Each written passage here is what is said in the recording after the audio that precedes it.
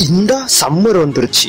ஒவ்வொருத்தருக்கும் 1008 பிரச்சனைகள் இருந்தாலும் அதுல நிறைய பேத்துக்கு பொதுவா இருக்கிற பிரச்சனை இந்த வெப்பத்தினால ஏற்படுற வியர்க்கூர் மாதிரியான ஸ்கின் அலர்ஜிஸ் தான். அது வந்தா போதும் அரிப்பு எரிச்சல்னு உசுர வாங்கிடும். இந்த மாதிரி டயத்துல பயன்படுத்துறதுக்கு தான் அதிகமான பிராண்ட்ஸ்ல வேர்க்கூர் பவுடர்கள் எல்லாம் உருவானது. சம்மர் வந்தா போதும் எட்ரா அந்த வேர்க்கூர் பவுடர் அப்படின்ட்டு ஒவ்வொருத்தரும் ஒவ்வொரு கடையா அலைய ஆரம்பிச்சிருவோம். என்னைக்காவது யோசிச்சு பார்த்திருக்கீங்களா இந்த மாதிரியான வேர்க்கூர் பவுடர்ஸ் எல்லாம் நம்மளோட ஸ்கின்ல அப்ளை பண்ணும் போது மட்டும் எப்படி இதால குளிர்ச்சியை ஏற்படுத்த முடியுதுன்னு சொல்லி? இதுக்கு முக்கியமான காரணம் என்ன தெரியுமா? அதுல பயன்படுத்த ஒரு சில மூலப்பொருட்கள் தான். அதாவது மென்தால், காம்ஹேர் மாதிரியான மூலப்பொருட்கள் தான். காம்ஹேர்னா ஒண்ணுமே இல்ல, கற்பூரம் தான். இதுல மென்தால் அப்படிங்கிற மூலப்பொருள் புதினா அல்லது மென்ட்ல இருந்து எடுக்கப்படுற பெப்பர்மென்ட் ஆயில ஃப்ரீஸ் பண்றது மூலமா கிடைக்கிற ஒரு மூலப்பொருள். இது தனியா பவுடராவும் கிறிஸ்டலாவும் கூட கிடைக்குது. இந்த மென்தாலையும் கற்பூரத்தையும் ஒன்னா பயன்படுத்தும் பொழுதுதான் அது நம்ம ஸ்கின்ல ஒரு புத்துணர்ச்சி உருவாக்குது. உண்மையா சொல்ல போனா இது நம்ம மூளையை ஏமாத்துதுதான் சொல்லணும். அதாவது எப்படி ஏமாத்துதுன்னு தெரியணும்னா உங்களுக்கு வேர்க்கூர் எப்படி உருவாகுதுன்னு தெரியணும். நம்மளுடைய ஸ்கின்ல அதிகப்படியான வெப்பம் படும் பொழுது